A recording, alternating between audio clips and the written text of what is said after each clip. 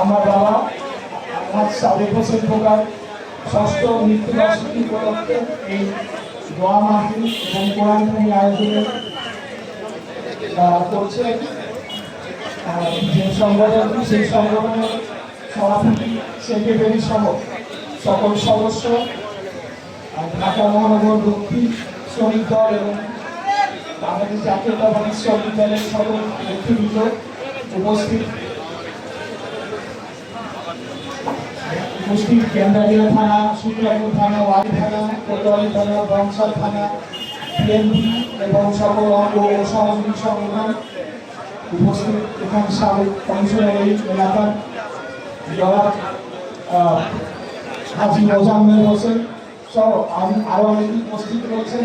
একে একে সকলের নাম আপনার সবাইকে আমার পক্ষ থেকে এবং আমার পরিবারের পক্ষ থেকে আন্তরিকভাবে শুভেচ্ছা এবং ধন্যবাদ জানাচ্ছি যে আমার বাবার আপনার মাধ্যমে কামনা করে ওনার স্মৃতিকে ধারণ করে আজকে আপনারা এই দোয়া মাহফিল অনুষ্ঠানের আয়োজন করেছেন।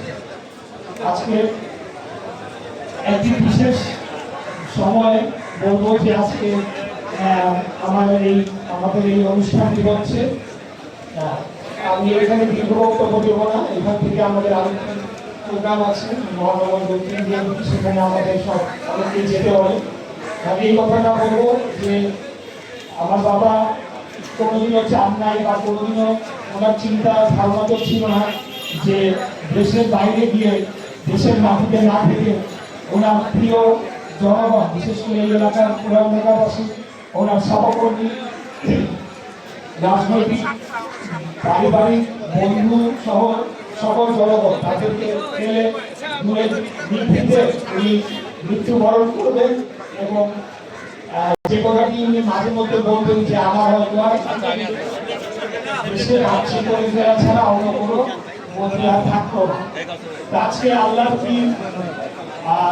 যে বিচার, খুবই হাসিনা তাকে দেশে আসতে দেয় নাই, যার কারণে ওনার যে রোগ সেটি উনি সুচিকিৎসা না পাওয়ার পরে 2014 সালের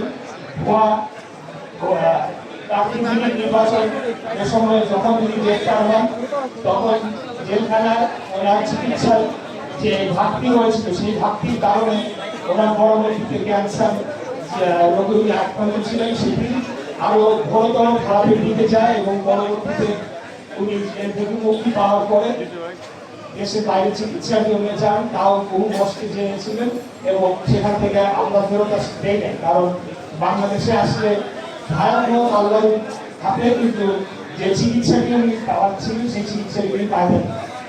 শেষ মুহূর্তে ওরা যে দুঃখ কষ্ট সেটি উনি হয়তো মুখে বলতেন না, কিন্তু আমরা সবসময় ওনার আচার আচরণ বা ওনার মধ্যে লক্ষ্য করতে পারতাম। আমি রাজনীতিতে সক্রিয় হওয়ার পর এখন আমি বুঝতে পারি এই কষ্টটা কিসে, এই কষ্টটা কেন। এই যে এত দীর্ঘ বছর ধরে উনি রাজনীতি করেছেন, আপনাদের সাথে ওঠা বসা চলাফেরা করেছেন, কিন্তু শেষ বেলায় উনি নিজ মাতৃভূমি দেখতে পারলেন না, নিজ বাবা মা কবর জিয়ারত করতে পারলেন না। ওনার এত যে দীর্ঘ পরিচিত মানুষ রয়েছে, বন্ধু বান্ধব, আত্মীয় স্বজন, রাজনৈতিক সহকর্মী, তাদের সাথে দেখা হলো না। এই কষ্টটা তাকে কেন নিয়মিত ভোগাতো, এটা এখন আমি বুঝতে পারি যে এর থেকে আসলে মরে যাওয়াটাই উত্তম। কারণ আমি যদি জানি যে আমি আমার মাতৃভূমিতে যেতে পারছি না বা যেতে দেওয়া হবে না, তাহলে সেই কষ্ট আসলে বিশাল একটি কষ্ট। আজকে যে খুবই হাসিনার এইটার জন্য দায়ী মূলত দেখেন আল্লাহর কি ইচ্ছা এবং ভাগ্যের কি নির্মম পরিহাস। সে এখন বিদেশে কি আছে, তার কি বাংলাদেশে মৃত্যু হবে কিনা, বাংলাদেশে তার দাফন হবে কিনা, সেটা এখন অনিশ্চিত হয়ে গেছে। আর আমরা বাংলাদেশ জাতীয়তাবাদী দল বিএনপি শহীদ রাষ্ট্রপতি জিয়া রহমানের আদর্শের দল দেশনেত্রী বেগম খালেদা জিয়া, যিনি শত প্রতিকূলতা শত বাধা সত্ত্বেও উনি দেশ ছেড়ে যান নাই, কারাবরণ করেছেন, নিজ মাতৃভূমি যান নাই। আমরা বলতে চাই যে আগামী দিনে এদিক থেকে আমরা অনুপ্রেরণা নিয়ে পরিশুদ্ধ নতুন রাজনীতি যেটি বলা হচ্ছে, নতুন বাংলাদেশ বিনির্মাণের জন্য আমরা কাজ করে যাব। আপনারা নিশ্চয়ই গতকাল লক্ষ্য করেছেন বাংলাদেশ জাতীয়তাবাদী দলের পক্ষ থেকে 238 একটি সংখ্যা প্রার্থী প্রাথমিকভাবে বাছাই করা হয়েছে। সেখানে ঢাকা 6 আসন, যেটা বৃহত্তর সূত্রাপুর ছিল, এখন সূত্রাপুর, গ্যান্ডারিয়া, ওয়ারি, কোতোয়ালি এবং বরিশাল এই দুটি থানার আংশিক নিয়ে গঠিত সেই আসন থেকে আমি ইশরাক হোসেন, আমার বাবা সাদেক হোসেন খোকা, আমাকে ধানের শীষের পক্ষ থেকে বাংলাদেশ জাতীয়তাবাদী দলের পক্ষ থেকে প্রাথমিকভাবে মনোনয়ন দেওয়া হয়েছে। আলহামদুলিল্লাহ। আমি আপনাদেরকে বলতে চাই, এটি দায়িত্ব হিসাবে বলছি আলহামদুলিল্লাহ। এটা কোনো পুরস্কার না, এটা কোনো এমন কোনো বিষয় হয়ে যায় না যে আমাদেরকে এখন এটা নিয়ে বিজয় মিছিল করা বা আনন্দ করার মতো কোনো কিছু হয়ে যায় না। এটা এখন আমাদের একটা দায়িত্ব। বিশেষ করে এই আসনে যারা ভোটাররা রয়েছেন, যে কোনো উপায়ে আমরা ভোটারদেরকে মন জয় করে, ভোটারদের সম্মতিতে করে এই আসনটি যাতে আমরা দলের যে আমাদের উপর আস্থা রেখেছে সেই আস্থার প্রতিদান দেয় এবং এই আসনটি বিজয়ী করে নিয়ে এসে আমাদের নেতাদের তারেক রহমানের আত্মশক্তিশালী করার জন্য উনি যাতে আগামীতে রাষ্ট্র ক্ষমতায় যেতে পারেন, বাংলাদেশকে সংস্কার করতে পারেন, বাংলাদেশের প্রধানমন্ত্রী হতে পারেন, সেই লক্ষ্যে আমরা কাজ করে যাবো ইনশাআল্লাহ। এবং আমরা জনগণের প্রতি আমাদের যে দায়িত্ব থাকবে আগামীতে, সেটি আমরা অক্ষরে অক্ষরে পালন করব।